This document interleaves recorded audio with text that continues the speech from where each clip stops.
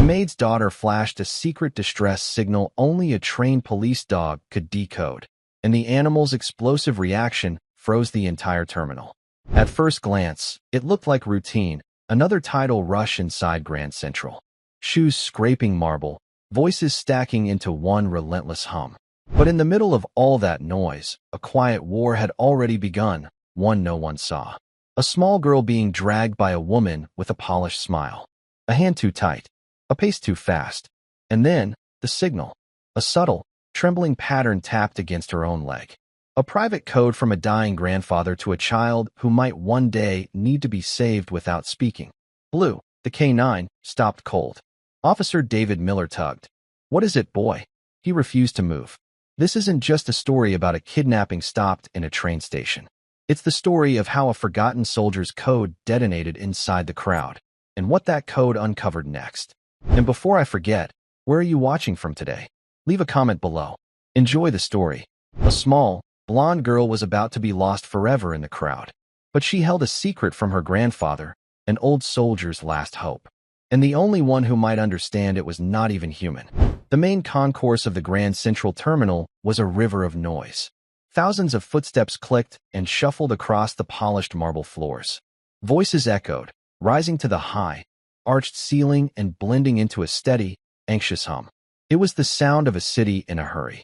Officer David Miller stood near the grand staircase, a calm island in the middle of the rushing water. He adjusted his cap, his eyes scanning the crowd with a practiced, easy gaze. Beside him, breathing softly, was his partner, K9 Officer Blue. Blue was a magnificent German shepherd. His coat was a deep black and tan. His sharp, intelligent eyes missed nothing. They had been partners for 6 years. 6 years of walking these floors. 6 years of watching people run for trains, greet loved ones, or say painful goodbyes. Their bond was built in silence. It was built on long night shifts, endless training drills, and a few sudden moments of pure, adrenaline-fueled terror. David trusted Blue more than he trusted most people. The dog's honesty was absolute. "Just another Monday, boy?" David murmured, his hand resting lightly on Blue's head. Blue's ear flicked back, acknowledging the touch. His tail gave a single, lazy wag. His job was not to chase. His job was to know. He was a sensory specialist, trained to detect the invisible, the things humans tried to hide. But most days, his job was just to be present, a reassuring symbol of safety. The morning rush was peaking. A loudspeaker announced a delay for the 10:30 to Boston. A wave of groans rippled through the nearby crowd. An elderly woman, her face a map of wrinkles, struggled with a heavy suitcase. As she tried to pull it, her ticket slipped from her hand and fluttered to the floor. Before she could bend down, David was there. He picked up the ticket and handed it to her with a warm smile. "Easy there, ma'am. Let me help you with that bag." "Oh, thank you, young man," she breathed, her voice frail. She looked at Blue, who sat patiently, watching the interaction. "My goodness. Is he friendly?" "He's all business on the job, ma'am," David said, easily lifting her bag onto a nearby bench. "But he's got a good heart." "He looks so serious," she said, patting her chest. "He's just watching," David replied, "making sure everyone's safe. You have a good trip." The woman thanked him again and moved on. David returned to his post. His gaze swept the terminal. He saw a businessman spill coffee on his tie. He saw 2 young college students laughing and sharing headphones. He saw a mother trying to wrangle 3 restless toddlers. Everything was normal. Everything was routine. But experience had taught David that routine was a dangerous word. Danger never sent an invitation. It just appeared. It hid in the ordinary. It looked just like everyone else, right up until the moment it didn't. Blue, who had been relaxed, suddenly lifted his head. His posture didn't change, not in a way anyone else would notice. But David felt it. A sudden, subtle tension. The dog's breathing pattern changed. It was no longer a relaxed pant. It was a series of short, sharp inhales. His nose was working. "What is it?" David whispered. Blue didn't bark or growl. He just stared, his head tilted, his ears locking forward like twin radar dishes. He was focusing on something deep in the crowd, moving toward the west platforms. David followed his partner's gaze. At first, he saw nothing, just a blur of travelers. He scanned the faces. Tired, anxious, bored. Then he saw her. A woman in a sharp, expensive-looking gray coat. She was walking fast. Too fast. She held the hand of a little girl, pulling her along.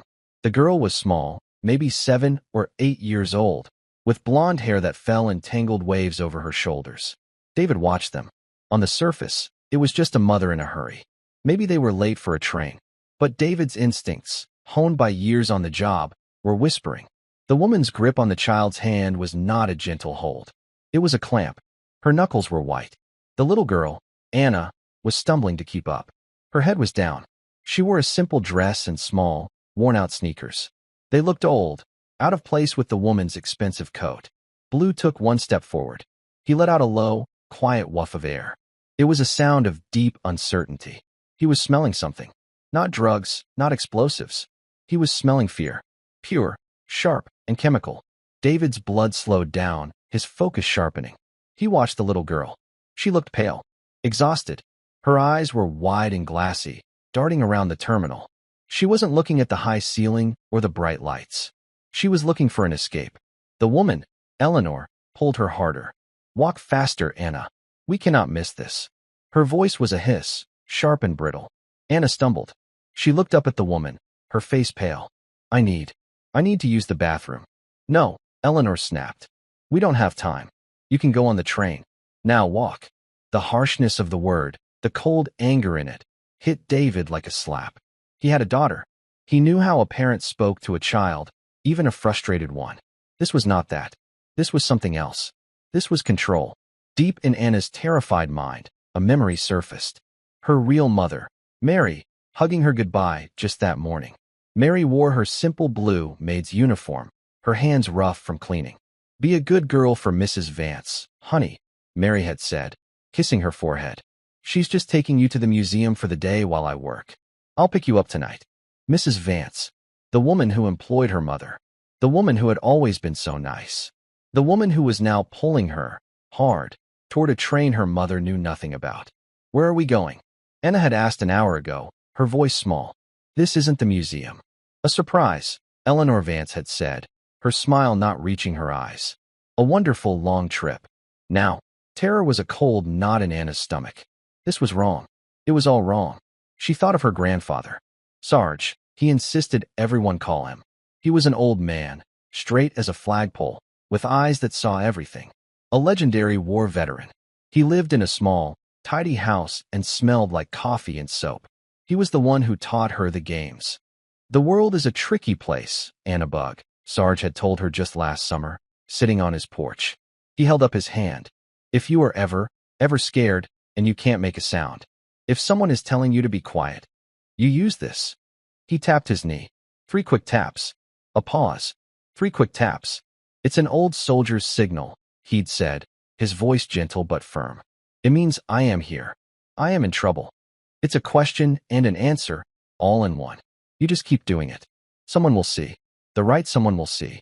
Now, in the loud, bright terminal, Anna was desperate. Her throat was tight with fear.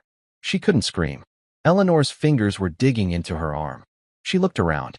Her eyes, wide and swimming with unshed tears, passed over the hundreds of people. Then she saw him. A policeman. He was tall. And beside him, a big, beautiful dog. The dog was looking right at her. Anna's free hand was shaking. She pressed it against the side of her own leg. She was terrified, but her grandfather's words were clear in her head. The right someone will see. She began to tap. It was a small, frantic movement, barely noticeable, just a little girl fidgeting. David Miller almost missed it. He was watching the woman's face, her nervous, bird-like glances toward the police officer. But Blue didn't miss it. The dog's focus, which had been on the woman's scent of fear, snapped to the girl's hand. He saw the rhythm. He saw the pattern. Blue was trained for patterns. Patterns in scent, patterns in behavior. This was a pattern. It was desperate.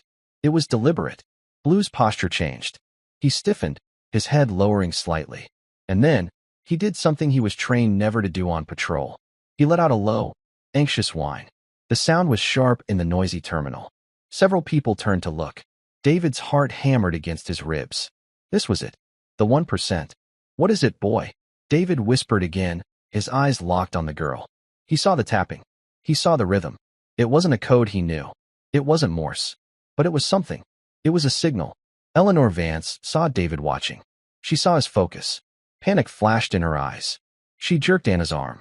"Stop that. Stop fidgeting," she hissed. She began to walk faster, trying to melt back into the river of people. But Blue took another step. The whine in his throat grew louder, turning into a low, rumbling growl. It was not a growl of aggression. It was a growl of alert. It was a demand. "Stop. Something is wrong." David put his hand on Blue's leash. "Okay, partner. I see it. Let's go." He began to move, not running, but walking with a purpose that cut through the crowd. He angled his path to intersect with theirs, calm and non-threatening. "Excuse me, ma'am," David called out, his voice polite but firm. Eleanor flinched but didn't stop. "Ma'am," David said, louder this time. "Officer Miller, I need you to stop for a moment." Eleanor froze. She turned around slowly, pulling Anna behind her leg like a shield. She forced a bright, brittle smile. "Officer, is there a problem?" she asked, her voice high and shaky. "We're terribly late for our train." "Just a routine passenger check, ma'am," David said, stopping a few feet away. He kept his body language open, his hands visible. But Blue was not casual. The German shepherd had moved, planting himself firmly between David and the woman. He sat, rigid as a statue, his eyes locked on the little girl hiding behind the woman's coat. Anna had stopped tapping. She was frozen, her small hand clutching the fabric of Eleanor's coat. "What's wrong with your dog?" Eleanor demanded, her smile faltering. He's growling. He's scaring my daughter." David looked past the woman, his eyes finding Anna's. He softened his voice. "Hey there, sweetheart. What's your name?" Anna looked at the floor. She said nothing. "Answer the officer, Annie," Eleanor said, her fingers digging into the girl's shoulder. "Tell him your name is Annie." The girl flinched. She didn't speak. And then Blue did the last thing David ever expected. The dog, trained for 6 years to maintain a professional distance, broke his sit command.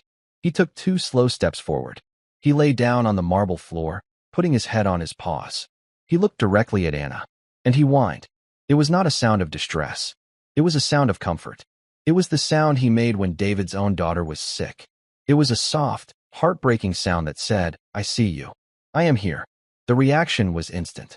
The little girl, Anna, who had been silent and frozen, burst into tears. It was not a small cry. It was a desperate, choking sob that she had clearly been holding back for hours. Eleanor's face turned white with fury. "Now look what you've done. You've terrified her." But David wasn't looking at Eleanor. He was looking at the dog's shocking, gentle reaction. And he was looking at the little girl who was not crying because she was scared of the dog. She was crying because, for the first time all day, she felt safe. "Ma'am," David said, and all the politeness was gone from his voice. It was cold, hard, and full of authority. "I'm going to have to ask you to step over to the wall with me. Right now." The terminal was a sea of anonymous faces. Most people hurried past, oblivious to the small, intense drama unfolding near the staircase. They were in their own worlds, focused on their own destinations. But for David, Anna, and Eleanor, the world had shrunk to this single, vibrating point. "I will not be treated this way," Eleanor said, her voice shaking with a mix of fear and manufactured rage. "I am a private citizen. You have no right." "I have a K9 alert, ma'am," David said, his voice flat and steady. It was the voice he used when there was no room for argument. "My partner is a highly trained officer.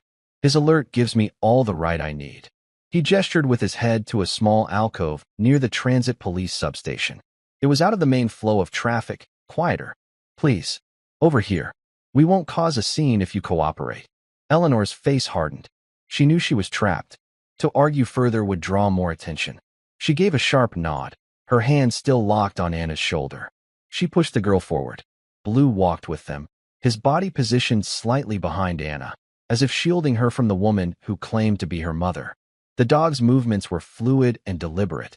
He was a shadow, a silent promise. When they reached the alcove, David stopped. "Ma'am, please let go of the child." "I will not," Eleanor snapped. "She's frightened. You're frightening her." "Let go of her," David repeated. This time, it was not a request. Eleanor's eyes darted from David to Blue. The dog was sitting, but his muscles were coiled. He was watching her hands. Slowly, like she was handling a snake, Eleanor released Anna's shoulder. The moment she was free, Anna scrambled backward 2 steps, putting space between herself and the woman. She nearly tripped over Blue. The dog didn't move, just let the small girl press against his thick fur. It was a tiny, desperate gesture of seeking protection. David's heart ached. He knelt, putting himself on the child's level. He ignored Eleanor completely. "Hey," he said, his voice soft. "My name is David. And this big fella," he patted Blue's head. "This is Blue." Anna stared at the dog, her tear-filled eyes wide. She wiped her nose on the sleeve of her pink jacket. "He's a good boy," David said. "He's my partner. We're here to help." "We don't need help," Eleanor cut in. "We need to catch our train. I will be filing a formal complaint. Badge number." "You'll get it, ma'am," David said, not looking up. He kept his focus on Anna. "That was a very interesting thing you were doing with your hand." "The tapping." Anna froze. She looked at Eleanor, her eyes full of terror. "She's a fidgety child," Eleanor said quickly. "She's always doing that. It's a nervous habit." David looked at Anna. Was it a nervous habit? Or was it a game? Anna's lower lip trembled. She looked from David's kind face to Blue's steady gaze. The dog blinked at her, slow and reassuring. "Who taught you that game?" David asked gently. Anna was silent for a long moment. The only sound was the distant echo of the station announcer. Then, she whispered one word. It was so quiet, David almost missed it. "Sarge." A jolt went through David. Sarge. It wasn't a name. It was a rank. A title. "Sarge," David prompted. "Is he a soldier?" Anna nodded, her blonde hair falling over her face. "He's my grandpa." "Your grandpa," David repeated. He felt a piece of the puzzle click into place. He had an uncle who was a vet. He knew the old codes. The old ways. Tap, tap, tap. Pause. Tap, tap, tap. It wasn't Morse. It was simpler. It was a signal. A distress call. "I am here. I am in trouble." "You're a very smart girl," David said. "Sarge taught you well." A tiny flicker of pride, the first non-terrified emotion David had seen, crossed Anna's face. "I am her legal guardian." Eleanor's voice was getting shrill. People were starting to look.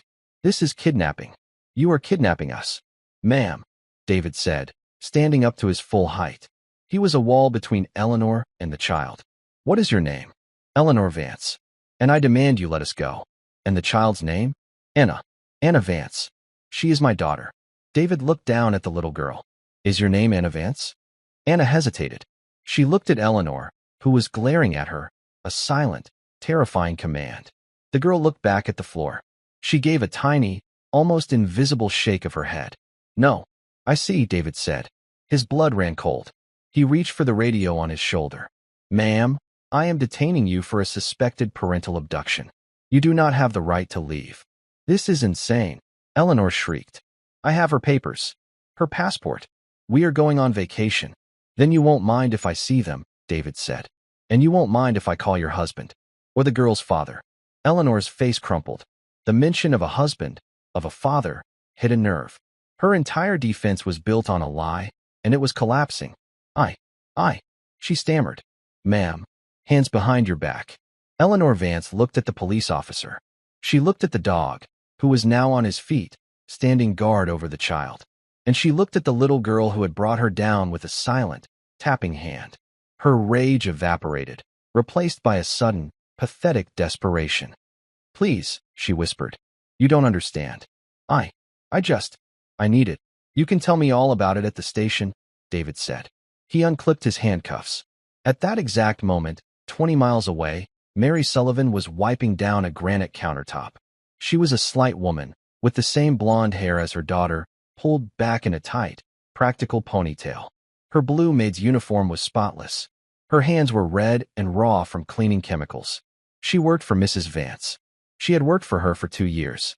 The pay was good. It let her keep a small, clean apartment for her and Anna. Mrs. Vance had always been distant. She lived in a large, sterile house that felt more like a museum than a home. A house that had no children's laughter, no crayon marks on the walls. Mrs. Vance was polite, but cold. Until a month ago. Suddenly, Eleanor Vance had become interested in Anna. She had brought her gifts. A dress. A doll. "She's a lovely child, Mary," Eleanor had said, her smile thin. "So bright. She must be lonely, with you working so much." We do okay," Ma'am, Mary had said, uncomfortable. Nonsense. Let me take her out. The museum. The zoo.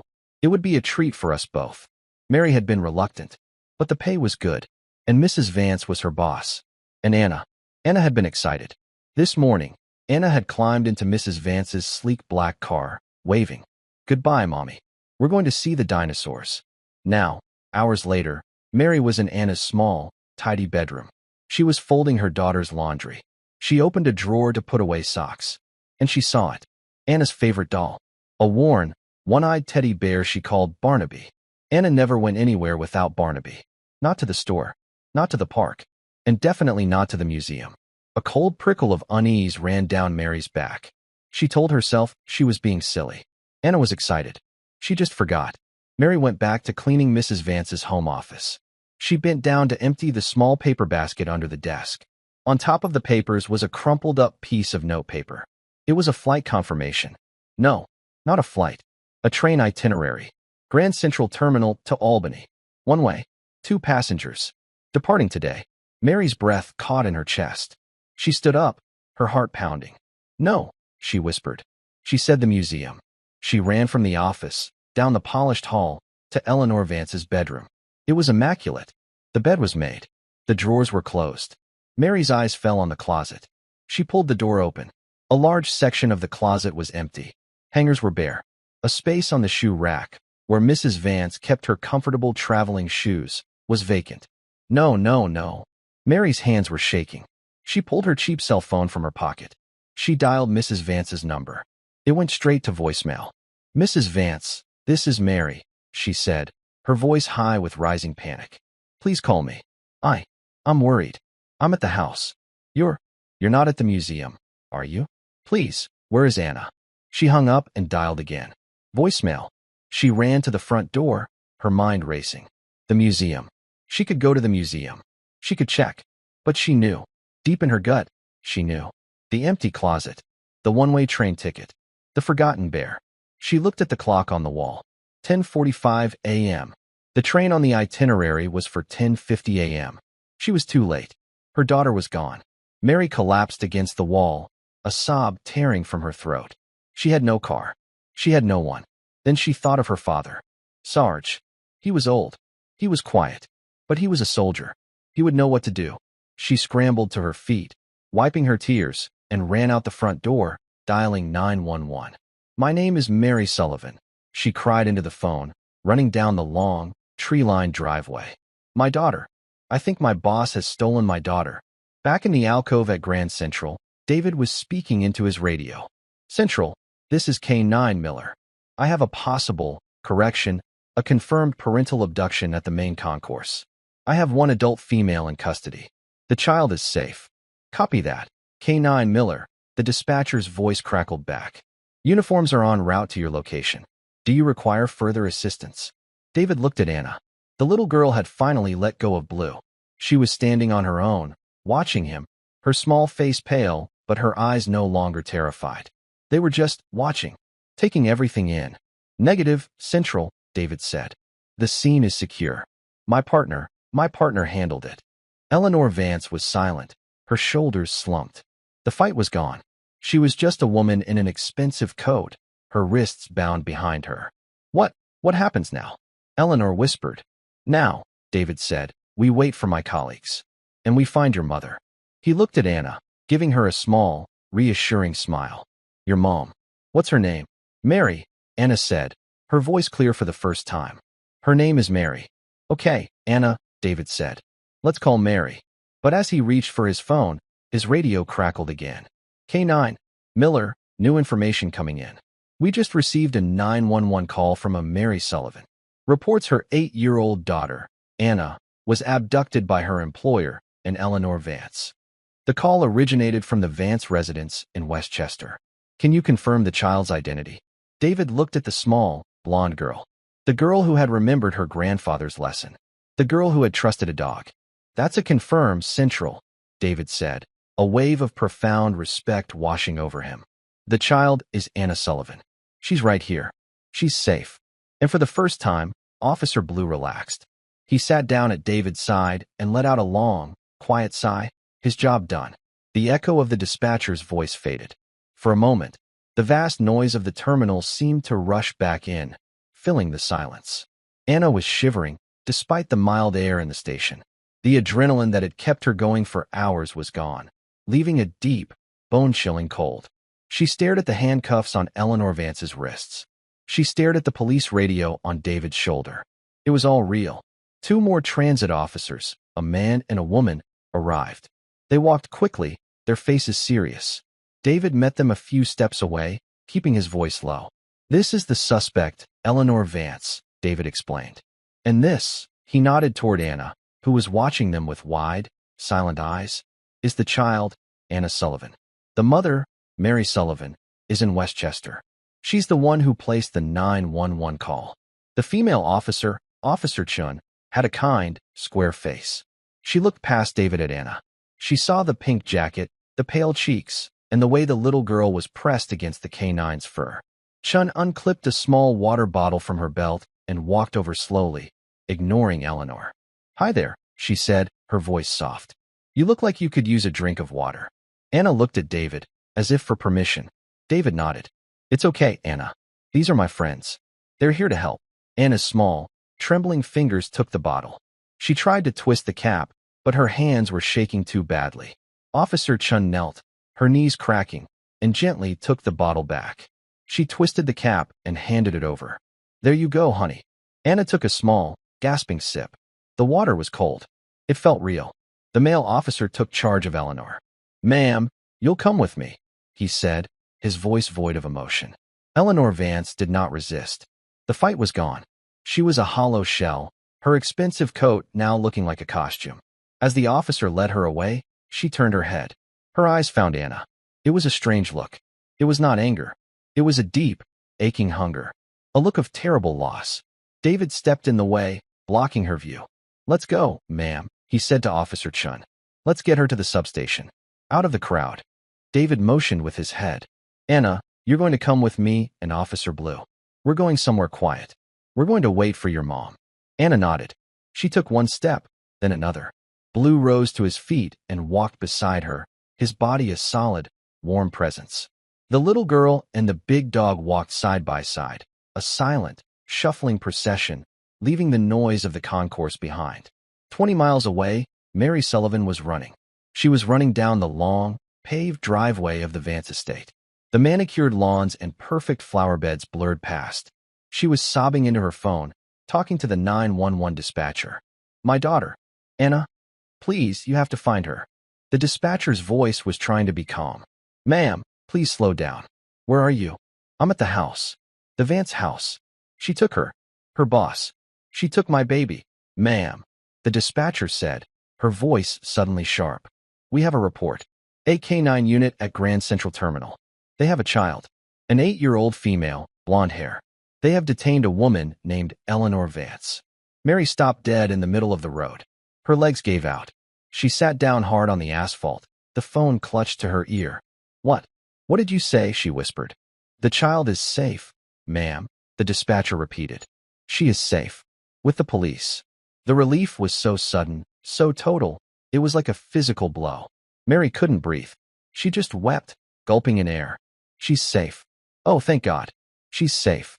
After a moment, a new panic set in. "I have to get to her. I have to." She looked around. She was miles from the train station, miles from the city. She had no car. She had no money for a taxi. "Ma'am, we have units on the way to you now," the dispatcher said. "But you're in Westchester. It will take time to get you to the city." "No," Mary said, her mind clearing. "No, I can get there. I know who to call." She hung up with 911. Her fingers, slick with sweat, fumbled as she scrolled through her contacts. She found the name.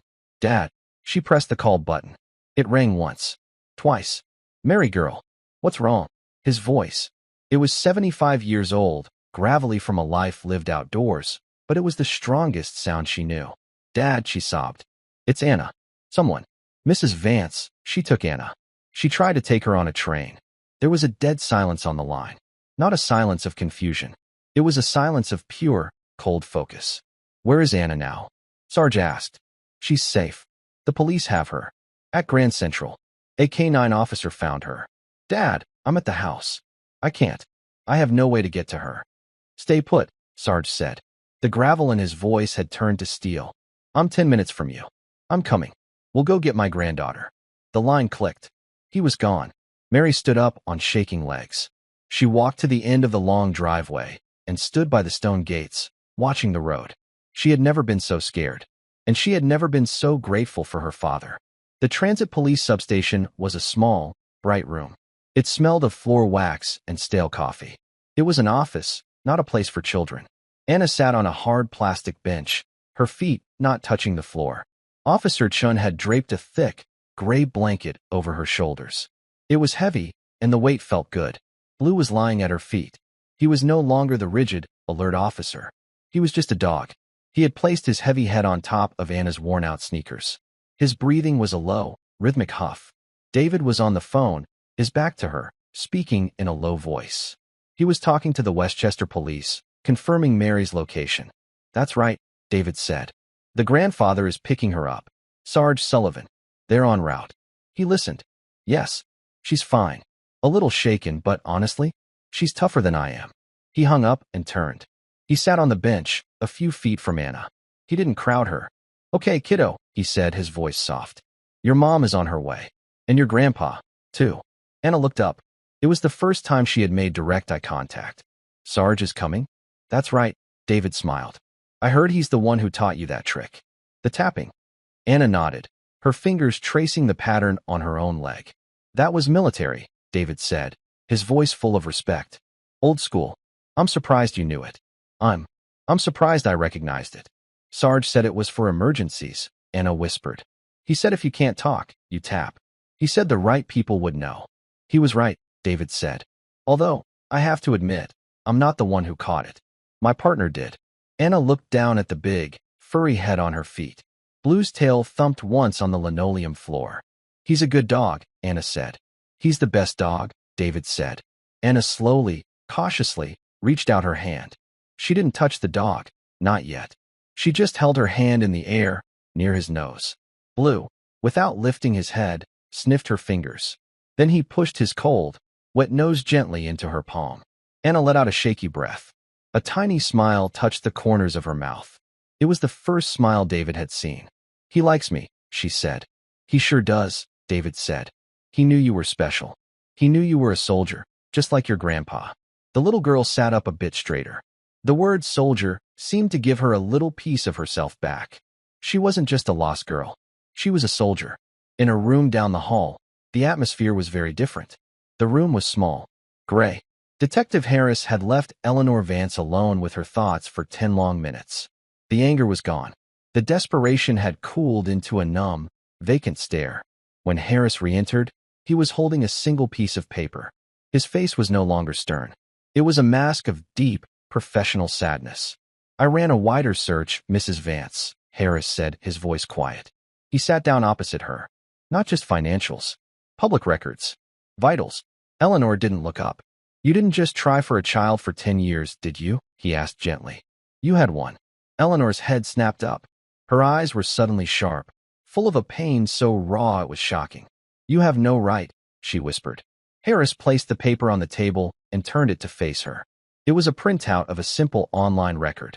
A death certificate. Emily Vance, Harris said, reading the name. Died 14 months ago. Malignant brain tumor. She was 7 years old. Eleanor stared at the name. Emily, she breathed.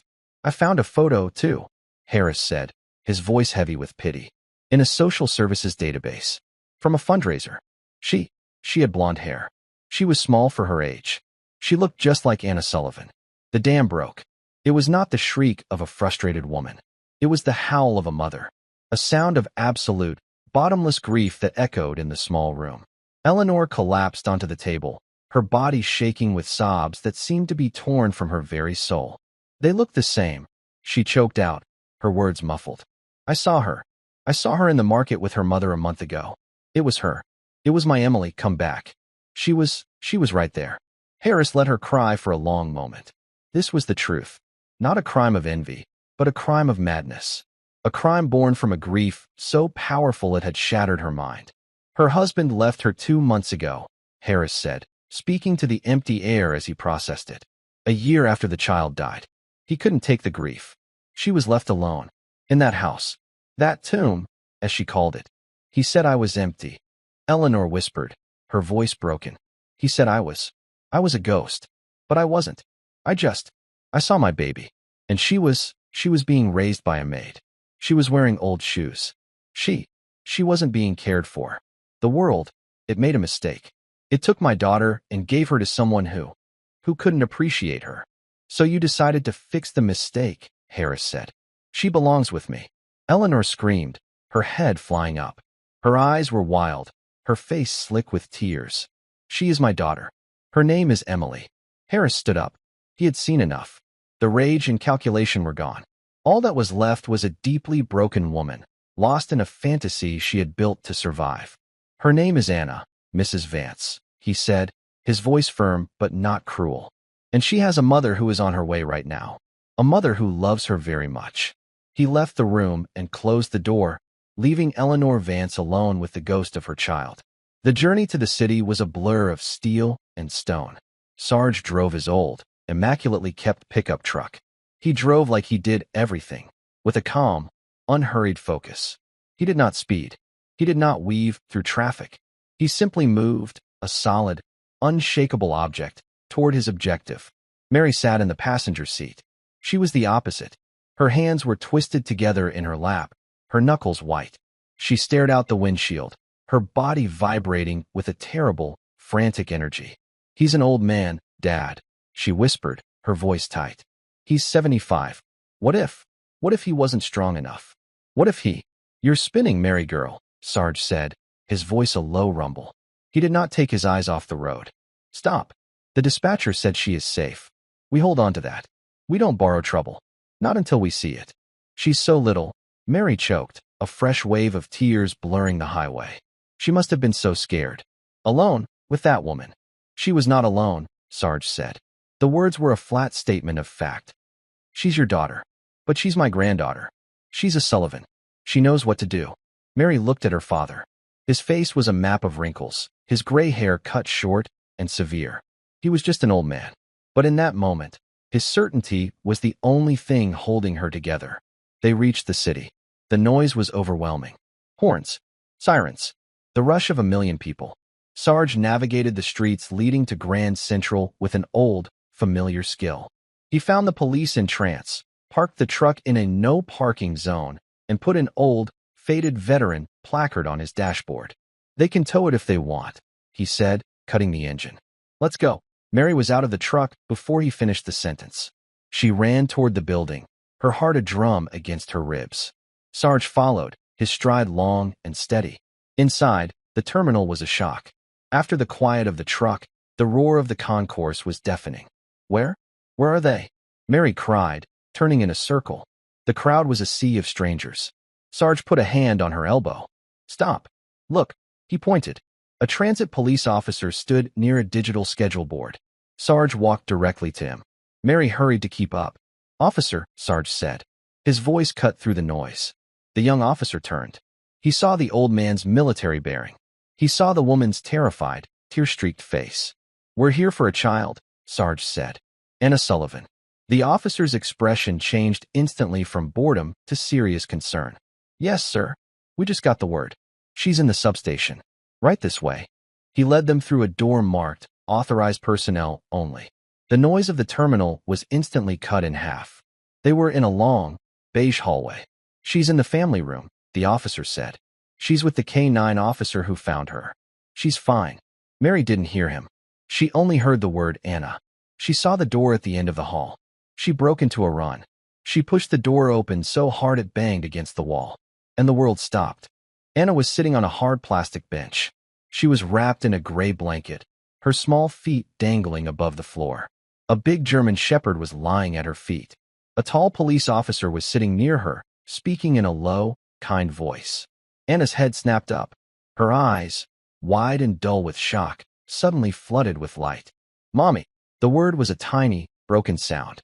Mary crossed the room in 2 steps. She fell to her knees on the linoleum floor. She pulled Anna off the bench and into her arms, crushing the small girl against her chest. Oh, Anna, Mary sobbed, burying her face in her daughter's blonde hair.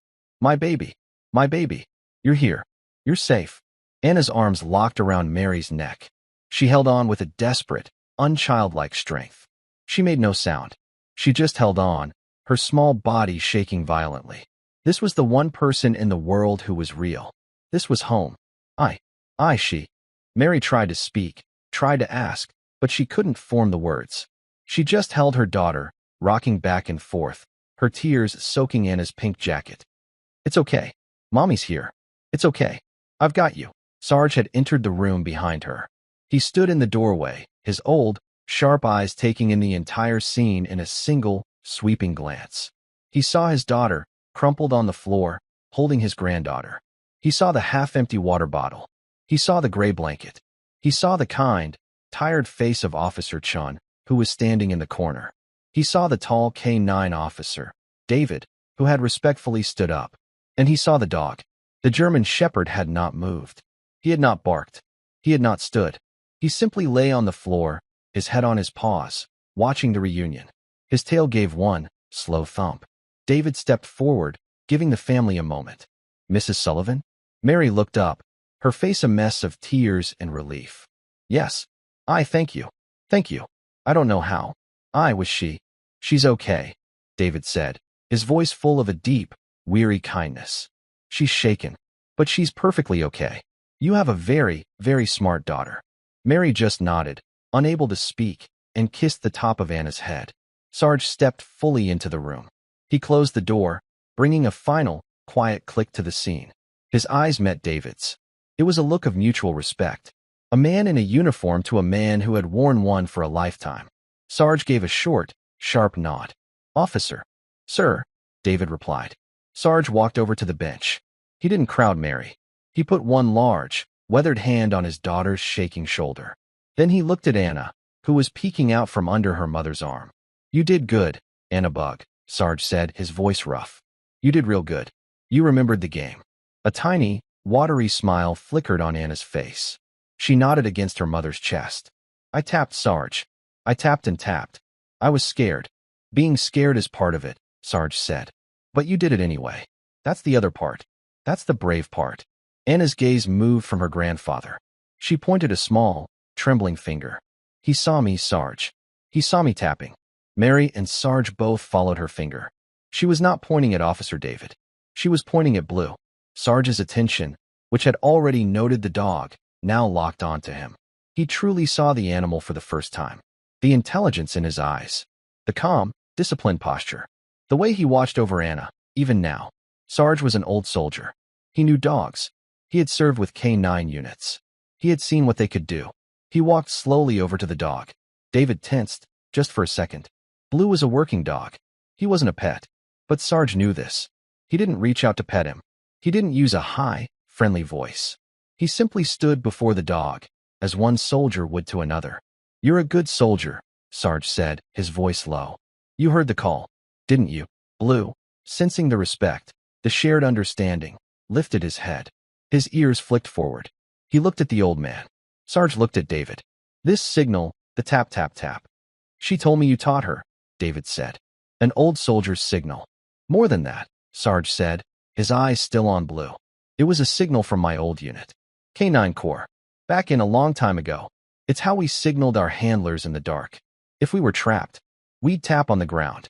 The dogs were trained to feel the vibration, to hear what no human could. A look of dawning comprehension crossed David's face. My God. But how could he know? He's not trained for that. He didn't know the code, Sarge said, a deep respect in his voice. He knew the call. He knew a human was in distress. He saw a pattern. He saw a child signaling for help. He's a true partner. Sarge looked at Blue. He extended his hand, palm down. Blue sniffed the weathered knuckles. And then, in the quiet, sterile office, Sarge Sullivan did something that made Officer Chin's breath catch. He drew himself up to his full, ramrod-straight height. He brought his hand to his temple in a sharp, formal military salute. He was not saluting the officer. He was saluting the K-9, a soldier honoring a fellow soldier. Blue seemed to understand. He let out a soft woof of air, and his tail thumped twice on the floor. Mary had finally, gently, separated from Anna. She was wiping her daughter's face with a tissue Officer Chun had given her. "We need to go home, Dad. I want to take her home." David nodded. "You will. Very soon. The woman, Eleanor Vance, is in custody. She's been arrested. She's not going anywhere." Mary's knees buckled. "Arrested? Oh, thank God. You will have to give a formal statement, ma'am," David said gently. "But not right this second. We can have an officer from your local precinct come to your home tomorrow. For tonight, you just be her mom." "Thank you," Mary whispered. It was all she could say. "Thank you." Sarge helped his daughter to her feet. Mary picked up Anna, who was half asleep, her body heavy with exhaustion and relief. They prepared to leave. Anna, wrapped in the gray blanket, was a small bundle in her mother's arms. As they reached the door, Anna stirred. She looked over her mother's shoulder. "Wait," she whispered. Mary stopped. Anna wiggled to be put down. Her feet touched the floor. She was unsteady, but she walked back. First, she walked to David. She stood in front of him and looked up. "Thank you, Officer David." David knelt. "You're welcome, Anna. You were the brave one." Then, Anna turned to Blue. She walked right up to the big German shepherd. She was not afraid. Not anymore. She put her small arms around his thick, muscular neck and hugged him. She pressed her cheek against his fur. "Thank you, Blue," she whispered. "You're the best dog." Blue, in a rare break of professional conduct, leaned his entire body into the small girl's hug. He turned his head and gave her hand a single, gentle lick. Anna giggled. It was a watery, tired sound, but it was a giggle. It was the most beautiful sound in the world. She went back to her mother's arms. Sarge walked to David and gripped his hand. The old man's handshake was like a vice. "You have a fine partner, son. You take care of him." "Yes, sir. I will," David said.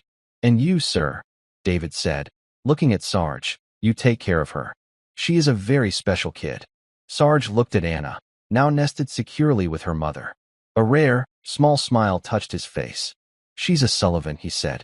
The door clicked shut, leaving the small office in silence. Officer Chun let out a long, slow breath. "Well, in 20 years, I've never seen anything like that. A military salute. For a dog." David Miller leaned back against the wall. He felt like he had run a marathon. His legs were heavy. He was tired, right down to his bones. "Sarge wasn't saluting a dog, Chun," David said, his voice quiet. "He was saluting a soldier." And he was right. He looked at his partner. Blue had stood up and was stretching, his whole body wiggling in a long, satisfying arc. The tension of the last 2 hours was finally leaving him. "That signal," David said, almost to himself. "A K-9 core signal. From what? Vietnam? Korea? An old, forgotten piece of history. And that little girl knew it," Chin said, shaking her head in wonder. "Her grandfather taught it to her, just in case." "Who does that?" "A man who has seen the world for what it is," David said. He slid down the wall until he was sitting on the floor. He was too tired to stand. Blue ambled over and nudged David's hand with his cold nose. "You knew, didn't you, boy?" David murmured, scratching the dog behind his ears. Blue leaned into the touch, his eyes closing in contentment. "You didn't just smell fear. You didn't just smell the adrenaline from that Vance woman. You saw her. You saw that little hand moving." David replayed the moment in his mind. The crowd, the noise, and that one, tiny, rhythmic movement. "You saw a pattern," David whispered. "And you knew it was wrong. You knew it was a call. You heard her when she couldn't even make a sound." Officer Chun watched the two partners. "You two are quite a pair." She smiled, a small, weary smile. "I'll go write up the report. You, just take a minute." She left. The room was quiet again. "Come on, partner," David said, pulling himself to his feet. "Let's go. End of shift. We're going home." That evening, the city felt 1,000 miles away. Mary Sullivan's apartment was small. The furniture was old but clean. It smelled of chicken soup and lavender soap. It was a home. Anna was in her own bed, in her small room. She was deep in the sleep of pure exhaustion. She was wearing her favorite pajamas, the ones with the faded yellow ducks, tucked tightly in her arms. Held with the same fierce grip she had used on her mother, was her one-eyed teddy bear, Barnaby. Mary sat at the tiny kitchen table, her hands wrapped around a hot mug of tea. The shaking had finally stopped, but she still felt cold. Sarge sat on the sofa, watching the local news on a small television. The volume was low. The anchor was talking about a fire. It all seemed meaningless. She hasn't let go of that bear, Mary said, her voice barely a whisper. She was watching her daughter through the open bedroom door. It's her anchor, Sarge replied, not taking his eyes from his granddaughter. She's grounding herself. She'll be okay, Mary girl. Mary looked at her father. His profile was strong in the dim lamplight. She was so brave, Dad. She was, Sarge agreed. But she shouldn't have had to be. A shadow of cold, hard anger passed over his face. Anger at Eleanor Vance. Anger at a world that could let this happen. I was so stupid. Mary choked, a fresh wave of guilt hitting her. I let her go. I trusted that woman. I put her in danger, all because I didn't want to lose my job. Sarge got up from the sofa. He walked to the table and sat across from his daughter. He put his large, scarred hands over hers. They were warm and strong. Stop that, he said, his voice firm but not unkind. This is not your fault. You are a good mother. You work hard to give that child a life. You did not. You could not know what was in that woman's heart. Evil hides, Mary. It hides behind money and polite smiles. That is not on you. He squeezed her hands. What matters is what happened next. You found out. You called. And Anna remembered. What we teach our children, what we give them. We never know when it will be the thing that saves them. Mary's tears, which had been tears of fear all day, were now tears of gratitude. Thank you, Dad, for teaching her. For just being you. Family comes, Sarge said. It's the only rule that matters. Now, drink your tea. She will wake up, and she will be hungry. And we will be here. Mary nodded. She drank the tea. It was warm. She was home. Her daughter was safe. The patrol car moved through the dark, quiet streets. The city was winding down. David Miller was driving home. His shift had ended 3 hours late. In the back, Blue was asleep. His breathing was a low, rhythmic snore. He was dreaming. His paws twitched, as if he were running. David looked at his partner in the rearview mirror. The bond between them was strange. It was not the love he had for his wife. It was not the love he had for his kids. It was something else. It was a bond of absolute, unspoken trust. Blue was a dog, but he was also an officer. He was a guardian. David thought about the complexity of the day. He thought of Eleanor Vance, a woman so broken by what she didn't have that she tried to steal what wasn't hers. He thought of Mary, her raw panic and her powerful love. He thought of Sarge, an old warrior passing his wisdom down to a little girl. And he thought of Anna, a small child, trapped in a nightmare, who did not scream. She did not cry. She signaled. The world was full of noise. People shouting, horns blaring, announcements echoing. So much noise that it was easy to get lost. It was easy for a small, frightened whisper to be drowned out. But today it wasn't. Today, in the middle of all that chaos, a little girl had sent a signal. An old soldier's code, a silent tap for help. And a dog, with a heart as brave as any man's, had heard her. David reached back and rested his hand on Blue's sleeping head. Good boy, he whispered. Good soldier. Blue didn't wake, but his tail thumped once in the dark. He knew. He had done his job. He had brought the lost one home. And that's where we'll pause our story today. Whenever I release one of these stories, I hope it gives you a moment to step away from the usual routine and just float for a while. I'm curious about where you were and what you were up to while listening. Maybe you were enjoying a warm drink, relaxing outside, or winding down for the night. Share a note in the comments, because I truly do read each one. If you'd like to make sure you catch the next story, tapping like and subscribing really helps us stay connected. We're always working to make these stories better, so your thoughts and feedback are always welcome down below. Thanks for spending part of your day with me.